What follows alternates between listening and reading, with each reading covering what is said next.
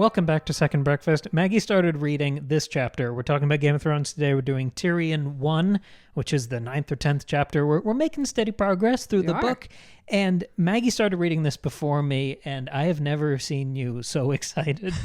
Just based on the first 2 paragraphs of this book. It's Tyrion in a library at night, and it's so beautifully He's got written. this leather-bound book, and there's a wolf howling in the background. So I'm very excited to get to that, but I want to open with something a little different.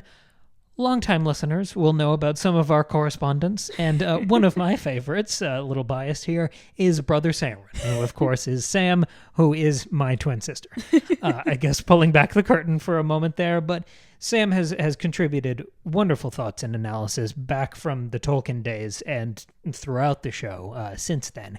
And I got a little text from her with some thoughts, so I wanted to start the discussion with a little bit of insight there about the wolves, because I thought this was just really fascinating. Oh, sweet. I haven't heard this at all, so I'm very excited to hear this right now.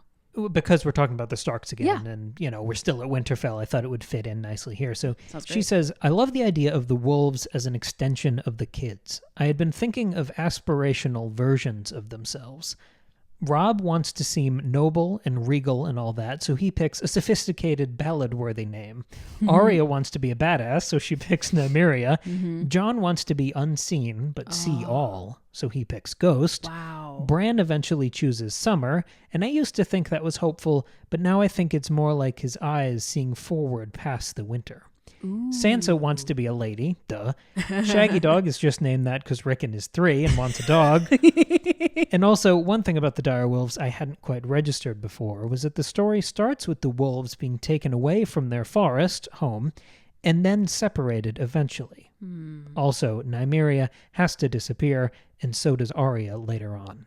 Just a lot of echoes back and forth. Oh, that's brilliant. I really like that, because I've been trying to figure out, we've noted the symbolic connections between the wolves and the Stark children, but that's really interesting. And I think that works really well in this chapter in particular. I'm so excited to think about that more. I wanted to start with that because running in the background of this chapter, it's only 5 pages. The audiobook is like 15 minutes. Yeah, it's the shortest chapter so far. But through every scene of this chapter is a direwolf howling in the background. So because that is in the subtext and in the subconscious of everything that happens here, I wanted to kind of start with that. I'm really glad we started with that. Thank you so much, Brother Sameron, for your contribution. That's really, John's is really...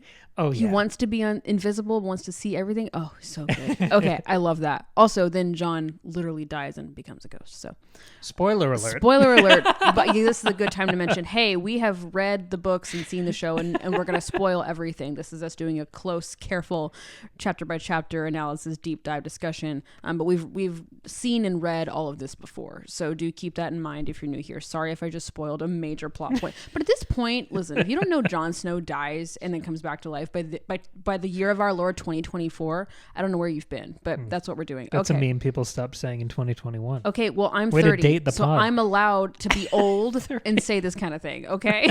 I'm gonna say outdated memes and jokes because I'm too old to keep up, so I don't care anymore. I'm a sprightly 29. Wow, good for you.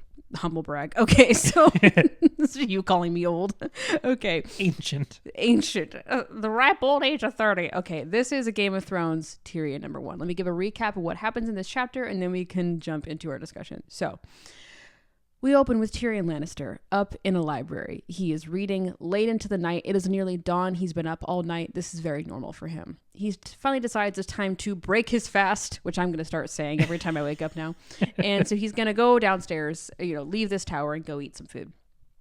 On his way over to breakfast, he runs into Prince Joffrey and the Hound, also known as Sandor Clegane, the guy with the burned face that Arya was a little bit afraid of. Tyrion asks Joffrey if Joffrey has been by to see Ned and Catelyn to offer his comfort for their son who is terribly injured. Based on context, we know that is Bran, who was thrown from the tower at the end of last chapter. He's apparently very injured. And Joffrey's like, no, like, why would I have gone to see them? Like, I don't care about the kid. What can I do for them? And then he says, I cannot abide the wailing of women. And then Tyrion slaps him across the face and demands that he go and see them. And he says, like, say that again. And like Joffrey says, like, I'm going to tell mother. And then Tyrion slaps him again. It's so funny. He's like, no, you're going to go see them. You're going to say that you're so sorry and you're here because that's what you're supposed to do, Joffrey. It's expected of you. You're the prince. The wailing of women. Oh my gosh. And Joffrey's like, okay. And then he runs away. Wailing. Yeah, and then exactly. Then Tyrion, after he's done that, he goes to the guest house where Cersei, Jaime, and their kids, are eating breakfast. And I wrote my notes like, "Aw, little family portrait, just all at breakfast together." And so here we learn that growing up, Jaime was always kind to Tyrion, or at least kind in comparison to Tyrion. Cersei has always like shown him great disdain. We know from Jon's chapter that Tyrion's father didn't give a shit about him. And it seems that Jaime showed him like a little bit of affection, and that makes Tyrion like completely, like, he's so starved for affection, right? That he's like fully loyal to Jaime and forgives a lot of Jaime because he, likes him a little bit. And so they're discussing Bran, and Bran has apparently been unconscious for 4 days. And Tyrion, when he went to go visit Bran last night, because he's a nice person, he learned that the Maester thinks that Bran is in fact going to live. And Jaime and Cersei kind of perk up and they're like, what? He's going to do what now? They're not being very subtle. Jaime says it'd be better for him to have a quick death. He's like, hey, he's going to be a cripple. That sucks. And Tyrion's like, hello, He says, speaking for the grotesque. The grotesque, because exactly. Jaime, he's... Yes. And we also learn that Tyrion is planning to go to the Wall with Jon and Benjen when they leave. Because he wants to, piss off the edge of the world and see this thing that everybody talks about. Cersei gets annoyed that he's being all crass, and so she gets up and leaves with the kids. And that's when Jaime says, like, it'd be better if this kid had a quick death. But Tyrion says that he wants Bran to wake up because he's curious what he'll have to say. And then he and Jaime kind of have this moment, and Jaime says that he's wondering whose side Tyrion is on. And Tyrion just says, you wound me. You know how much I love my family. And then the chapter ends. It's a 5-page chapter, but we've already had an introduction to Tyrion in Jon's chapter. But still, I just love the way that Tyrion's introduced, because you spend the first half of the chapter, Tyrion's like in a library. He likes to read. He's very smart. You feel bad for him because the Hound makes fun of him for being short. And then he's a little bit harsh with his nephew, but it's well deserved because Joffrey's an asshole. And then Tyrion is like, you learn that, Cersei's mean to him. Jaime was always nice to him. Tyrion went to go visit the injured child and is curious about what's going to happen to him. Because they're staying in their house. Right. Well, sure. But it's crazy that none of the rest of them did yet. Yeah, right. So Tyrion's a good sympathetic person, on the whole, but then he does things like talk about pissing off the edge of the world and talking about how if he went celibate, the whores would all riot.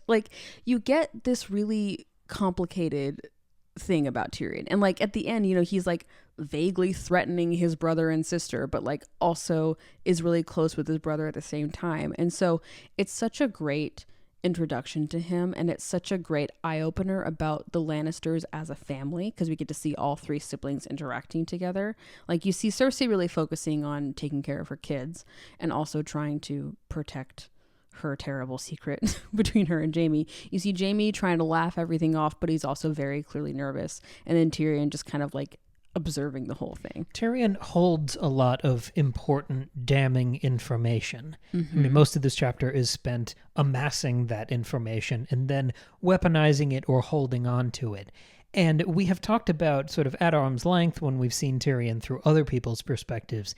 Now that we are seeing the world through his eyes and over his shoulder, the way these kind of close POVs work, do you think Tyrion is the ultimate gargoyle that we built him up to be?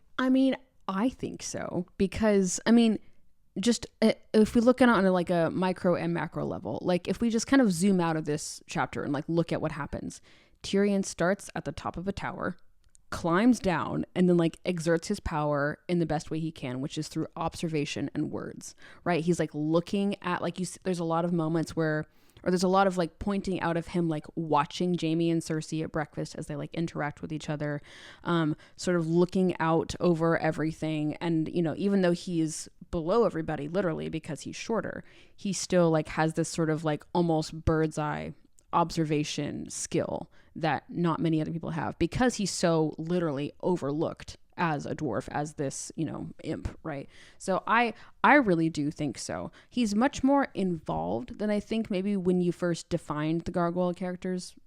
The archetype, sure. Right? Like he's a true schemer, especially later on in the story when he becomes Hand of the King and all that. But I mean, he's this like clinging onto the tower, looking over everything, and like and hiding and literally calling himself a grotesque. And often gargoyles are depicted in this like grotesque way. That's kind of what they're supposed to be. So I certainly think so. Yeah, I wanted to linger on that for a second because in addition to the gargoyle idea, we've introduced this concept of distillation echoes, the idea of repeating themes or ideas or imagery to the point of clarifying and reducing them until you make a point so overt that sometimes it seeps into the narrative or the character's mind. And I think that happened 5 times within 5 pages here. Okay. And one of those is with the overt imagery of the gargoyles last time, where Bran was climbing around the roofs of Winterfell and climbing, scrambling over top of the gargoyles. Yes. The word was in that chapter so many times. Speaking of, by the way, Peregrine, one of our listeners, sent us an image it's an Alex Ross drawing of Batman next to these gargoyle faces. He said that's all he could think of when we were talking about that. Anyway, we'll share a picture of that in, I guess the Patreon episode, but we'll link it somewhere. It's cool. Anyway, there's a fantastic Batman comic going on right now called Batman Gargoyle of Gotham. Cool. As okay. well. So Love that. yes, there's a lot to play with there. The overt imagery of the gargoyles last time in that Bran chapter, we're graduating from imagery to now inhabit one of those gargoyles, to get the POV of one of them. And the other big development that we had in the last chapter was the introduction of the vulture characters. That's right. Mm-hmm. The newest archetype that we're trying to kind of define as we go and then test as a theory in subsequent weeks. And you were calling Cersei and Jaime these vulture characters, right? The ultimate vultures. Yes. And the idea is that they are even more zoomed out than the gargoyles. They are more perceptive, but also infinitely more active. Yeah. Where they affect the world. They are the movers and shakers, where the gargoyles largely perceive. And once again, I think this distillation echo thing, we have demonstrated the difference between gargoyles and vultures, especially the breakfast scene at the end, where Tyrion is the gargoyle who kind of knows that his brother probably threw Bran out the window. He seems to just know that they're responsible. And then you see sort of the fear he has of Jaime and Cersei, who are the vultures, where they have a lot of knowledge too, but they're also active in this unfolding drama in a way that Tyrion is not. He's the one reading about things. They're the ones doing the things that That's true. will then be read about in books like this. Interesting. But even like I want to spend another second on that breakfast sort of dynamic at the end. He has the knowledge, they have the power. That's an interesting kind of bifurcation, especially when we've talked about knowledge as power with our like seeing exactly theories. Yeah, and that's one of the more famous quotes from the show is knowledge is power, and then power is power. And Cersei's the one who makes that correction. So I think it speaks to that same dynamic that Jaime and Cersei are asserting power in the same way Tyrion is observing it. Interesting. Or clocking it. Like the question that Martin seems to be asking here is, what's scarier, the murderer at the table or the guy who knows he did it? Yeah. Because there's a danger and tension to both of those. There's a gargoyle sitting across from a vulture. And I think the takeaway from this chapter is that no, the murderer, the vulture, that's still the scarier guy. Okay. And I think that serves to, again, downplay the strength and survivability of the gargoyle characters. It helps to explain the mortality rate of people like Ned Stark. Okay. And that's why I was asking, do you think Tyrion is the ultimate gargoyle? Because he's been around vultures for so long, I think he has to have a little of that in him just as a survival instinct. Well, right. And this is what I was like thinking about saying a minute ago. Like over the course of this discussion, this is my thought.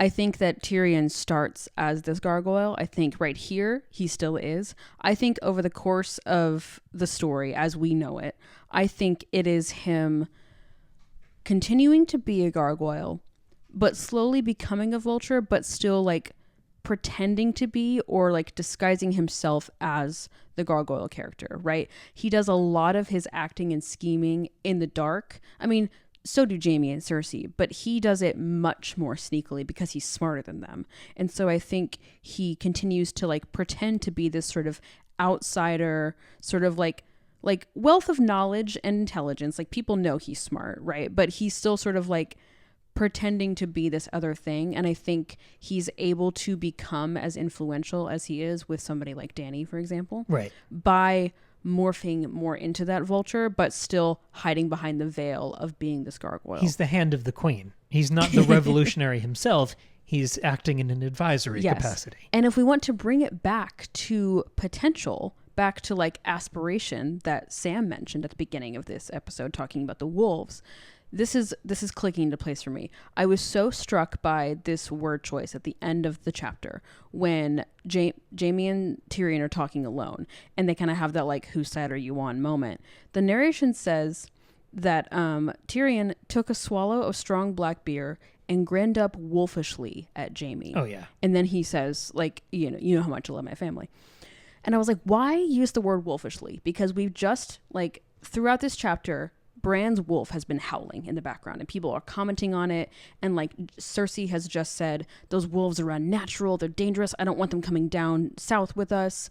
And they talk about how like they tried to like push Bran's wolf away, like from him and like close the window. And they found that when Bran's wolf couldn't be heard by Bran's heartbeat was weaker. But then when he could hear the wolf howling, it's like the wolf is keeping him alive. There's some like supernatural connection. And so we've just like been overtly talking about the direwolves like a page earlier, okay? And it's throughout this chapter. But if we bring it back to what Sam said about the wolves sort of being these like aspirations of the Stark children, who they want to be, who they could be. If we bring that back to Tyrion, who's been described as looking or grinning wolfishly, then I think maybe that vulture identity that you're talking about, Cam, is his ambition and his like his ideal, what he would like to be. That's his aspiration. So maybe that's how we make sense of that wolf word choice. It also I think it serves the connection that he has with Jon, who's a Stark. Yeah, totally. Because I think I read that choice of adjective or adverb, whatever it is, as another distillation echo, because so much of the last chapter with Bran, I think this whole chapter is a distillation echo of the last chapter. Sure. But so much of that was us talking about animals and how Bran, being the POV character of that chapter, was compared endlessly to animals. He's a crow, he's a squirrel, he's a wolf, he's all these things. Yeah, right. And that animal prophecy, that link, is so strong in this chapter too. Even though we don't have constant references and comparisons to animals, the characters who are just chatting in the background of this scene, they have become so aware of this animal-human connection that was still mercurial in the last chapter. True. That they are now saying, I don't like the link between the Stark kids and the wolves. It's freaking me out, yeah. That link has become so overt through repetition, through distillation, that it has now seeped into the narrative and paid off. And I think that that echo is now resolved because it has been repeated. This is the other half of the couplet in relation to the last chapter of Bran 2. It's the aftermath of what happened chronologically. Yeah. But it's also a continuation of theme, of tone, of setting. We get more gorgeous Winterfell development. We get more of those beautiful stealth character introductions. And then that idea that we had last chapter where Bran was setting up to leave, to go with his father down south. And it was this idea of him saying goodbye. Him saying goodbye to his horse, to his family, Pony. to his friends. Yeah, We have that idea of possible goodbyes. That comes back here as this beautiful, horrid distillation echo, where instead of departing Winterfell, now it's about Bran possibly departing this world. Yeah. It's about the impending death of a child instead of a kid saying goodbye to a pony. Yeah. The way Martin rolls these ideas and hones them to this perfect lethal edge. Yeah, I mean, they talk about the Starks like being trapped in the shadow of death or something like that. Yeah. This distillation thing, I think, is becoming more and more lethal as we go. I mean, the power of knowledge that we talked about last time, where Bran has all this unique insight because of his connection to animals, because he's sneaking around like a crow and listening and seeing all of these things that no one else does. Tyrion's doing the same thing here. Where, like you said, he's a gargoyle on top of a building, but he's also absorbing all of this unique knowledge, these scrolls in the library that no one else pays attention to. He knows they're the only intact copy in the world. He's absorbing all of this knowledge via books, and then we see him almost immediately deploying some of that knowledge against his enemies. So, yes, he is a gargoyle, and yes, we are beginning to gesture at something new. Yeah. I really like the way that this is all introduced and talked about. It's gorgeous. I love that. Do you want to take a second to talk about Macbeth? Let's do that, because I mentioned Peregrine earlier, one of our longtime listeners, longtime correspondents. He didn't just send us a Batman picture. He also gave us he sent us a lot of things, but I'm going to focus on some Macbeth comparisons that he made. You know, throughout this journey so far, we've been comparing a lot of especially like Catelyn and Ned to like Macbeth and Lady Macbeth, and talking about those comparisons. And you know, how George R. R. Martin has distilled and changed and altered them and reworked them for his own story. Peregrine made a really interesting connection that I hadn't noticed. He made a connection between Cersei and King Robert to Lady Macbeth and Macbeth that I hadn't really thought about before, but now it feels totally obvious, and I feel silly for not catching it. Peregrine specifically says, "I'd always paralleled Cersei's refusal to bear Robert's children and her doting on her children with Lady Macbeth's weirdness about motherhood, gender, and Lord Macbeth." And I thought that was so great. Damn. Peregrine also says that Lady Macbeth occasionally speculates that the absent child was someone else's, either a previous marriage or a bastard, and that all puts her right into Cersei territory. And I thought that was fantastic. That's really good. Yeah, I was like, duh. Also, like, she's this scheming, terrifying woman. Like, of course, again, it's not one-to-one. Right. George is never doing one-to-one. But those comparisons are totally there, and I feel silly for missing them. So thank you so much, Peregrine, for bringing that up. I also have one follow-up. Okay, yeah. Because Peregrine talks about Catelyn and Cersei together. He says that both these women have a different type of maternal instinct and maternal rejection axis in relation to their husbands and lovers. Because you talked about Catelyn like wanting a child and rejecting Jon. He's saying Cersei kind of does the same thing. They have that same type of maternal instinct and maternal rejection axis in relation to their husbands and lovers. And it invites us to really look at the way motherhood, quote, softer feminine emotions, ambition, reputation, and partnership work in this kind of shame culture with strong gendering. Yes. Gendering. Sorry, I said that weird. So yeah, I really like that. Thank you so much, Peregrine, for bringing in those things. Yeah, because Cersei, you know, she wants her own children desperately, but she has to like reject the idea of bearing Roberts. She also eventually struggles with her, you know, relationship with Joffrey, seeing who he's becoming and what he is, and she loves him, but she knows that he's this terrible person. And anyway, so I really like that mirroring, and I think it sort of makes us think about the different like aspects and faces and sides of Lady Macbeth as her own character, but also thinking about like the ways that those different faces of her can be spun out into new types of characters, and that's who Catelyn and Cersei sort of are. So I really like that. I think the way Peregrine handled that is probably smarter than what I've been doing, because he's looking for the characters and the analogs that fit the situation, where I just decided on one and then tried to rationalize it when they didn't fit anymore. But I think that even my way is sort of still settling into place here, because I noticed when we set this up, we were playing with the idea, pretend you haven't read the book before. Are Ned and Catelyn going to end up being our Macbeth and Lady Macbeth? Right. Are they going to try to kill Robert while he's at the house? Is he going to fill the Duncan role? And the longer things went on and that didn't happen, I had to find other ways to make sense of this. Yeah. But in this chapter, I think we answer that Macbeth vacancy, because we finally get to see a family of murderous schemers inside of Winterfell. Oh, sure. Yeah. And that's the Lannisters. Okay, yeah. So like Jaime instead of Robert is sort of like Jaime and Cersei. Yeah. Sure, maybe. I like that. And he has that legacy of being a warrior in the same way Macbeth did. He's a lieutenant to the king. True. Also, he kills a king. Of course. Yeah, right. So, love that. Right. So it's a remix. Again, you're shuffling things around, but looked at another way, if we're just kind of hitting the checkpoint 10 chapters in, where are we along the Macbeth path? Because I think this Winterfell drama is playing with the Macbeth framework. Mm-hmm. I love how nasty, and I mean this as a compliment, the way George R. R. Martin is playing with these things, denying you the satisfaction of that. I forgot about this earlier. Sam also brought up this point on the phone the other day. She said Catelyn, when she reads that letter from Lysa, yes, she's the only one who sees it. Yes. Because she throws it in the fire. Yeah, no, we don't even read it. Which meant, and Sam was saying, she could still be the Lady Macbeth role because she could be totally making up what the contents of the letter That is so are. true. I don't think she is, but I guess we'll really never know. Right. That's and I great. mean, she isn't. That's not the way the story goes. Yeah. But it's an interesting gesture in that direction. I like that. But the other thing is, at this point in Macbeth, you'd have the king dead and Macbeth and Lady Macbeth scheming on to the next level of what they're going to do. And instead of having the king, who arguably deserves to die anyway, being murdered, you have a child thrown out a window. Yeah. Like, that's the remix, is instead of Duncan, you have Bran. Okay. And I think that serves what we talked about last week with the thesis statement of this world, the cruelty and the harshness. Yeah. Well, I mean, even you can extend it to, who is Banquo's kid?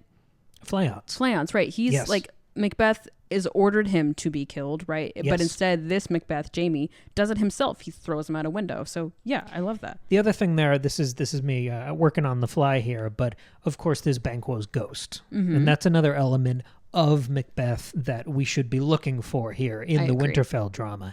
And we had a discussion, I'm going to quote here from Sam again. Thanks for co-hosting an absentia, Sam. Truly, yeah. But talking about Bran's status at this point in the story, where he's kind of riding that central line and conflict of the story between life and death. He's existing in this sort of limbo right now.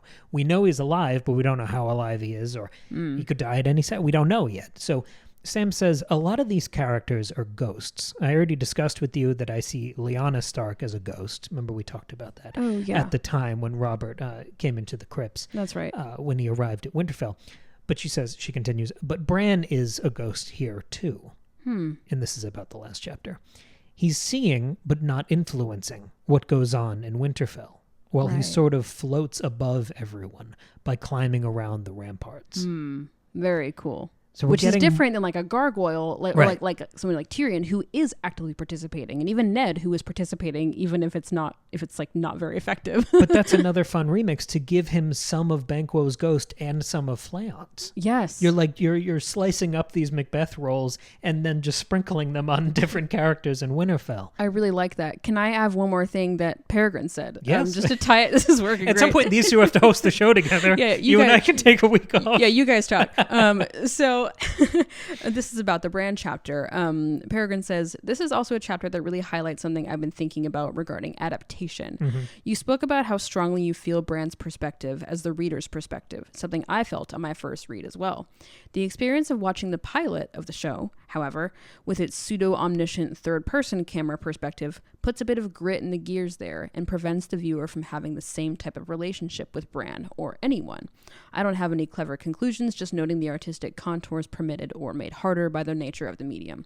Exactly, yeah, like that. The inability to do character POV chapters in a TV show, like, really changes up how we view that and like what we're able to experience or not experience. Artistic contours, I like that. Yes, so I think that having seen the show and then reading the books, and I don't mean, I'm not talking about qualitative comparisons. I more just mean you notice things that the different media can do, and the POV narration, like different perspectives that you get in the books are really stand out after having watched the show. So I like that. To pull back to Bran, maybe as a way to wrap this up, I didn't have any huge immediate ideas for Death and Prophecy like I have for the last number of weeks. But I think that's sort of on purpose, because this chapter isn't so much about those concepts as I think it is about the experience of living with those concepts in your head. Like, so much of this chapter is about the limbo that Bran is in. Yeah. Bran's not on screen or on page. Not at all. He's not an active part of this chapter, No, but he's it's just talked about him. Mm-hmm. He is Yeah. in the subtext of every conversation we hear. And he's living in that spot between the living and the dead. I said in the prologue that was the central conflict of this story, and I stand by that. But I'm increasingly interested in that limbo because it feels immaterial. It feels inevitable. So much of the conversation about death and about prophecy is also about limbo. Mm-hmm. It's about the waiting before either of these concepts come to pass. I think it's what really unites death and prophecy as ideas, because there's an unknown. There's this unknown amount of intervening time between death coming for you and you eventually dying, or until a prophecy becomes proven or disproven. Sure, yeah. So, you don't know when it's going to play out or how it's going to play out, or even if you think you know exactly what's going to happen, right. There's still an element of the unknown. So the more you think about these concepts, the more you wrestle with them and live with them, the deeper you are in that limbo, the more aware you are of the shakiness of your position. And putting Bran, who I said last week is the audience's POV, putting him in that limbo drags us there too. Mm-hmm. And I think it makes sort of a distillation echo thing again. I think it seeps that idea into our consciousness. The repetition of it, I think, makes it so overt that now you and I are talking about it in a way we haven't been. So I thought that was another sort of beautiful trick. George's style of fantasy is so much subtler. Mm-hmm. Like, I feel like he has this reputation for, he'll kill all your favorite main characters. Right. But I'm not finding him to be overt at all. Yeah. I think it's all right under the surface. Mm-hmm. Yeah, like there are like big, bold, flashy things like main characters dying, really cool battles happening, big plot twists and stuff. But I think the real magic of his story is the intricate, subtle character work and interactions and little hints of things like prophecy and literary and historical echoes, and I think that's what makes it really special, not just cool fun story, because if it was just cool plot twist, characters dying, grimdark, that's fun, but it's not as gripping as what we're talking about. And doing a close reading like this 5 pages at a time, I think that would destroy most books. But when something's rendered this intricately, it doesn't just survive that examination, it thrives in it. Right. So yeah, I continue to be impressed by George R. R. Martin here. Same, yeah. Oh, this has been so much fun. A 5-page chapter, and we've got 32 minutes. This great, yeah. And then we will have so much more discussion here. Yes, absolutely. So this is we'll be back next week with John chapter 2 on Friday, and on Tuesdays we do our wild card episodes where we talk about another work of art that has spoken to us that week. Thank you very much for listening and for watching. If you're over on YouTube, you can subscribe there. You can also join our Patreon to get access to bonus episodes and to support the show. $2 a month. You get a brand new bonus episode every month and access to the whole back catalog of bonus episodes we've recorded over the past few years. And if you want to have your thoughts and theories and ideas shared on the story, on the episode, on the show, like Peregrines and Brother Samerons, you can comment below on YouTube or Patreon. You can send us an email, secondbreakfastpod@gmail.com. If you know us personally, you can text us like Sam, or you can also send us a DM on Instagram at secondbreakfastpod. Little cross promotion. This our previous episode this week on this past Tuesday was a discussion about bad art, which was a lot of fun. Trying to define it, trying to understand it, and it also features a passionate defense of 50 Shades of Grey coming from me because I read all the books. So check that out. Enjoy it. And we will talk to you again on Tuesday. All right. See y'all then. Bye.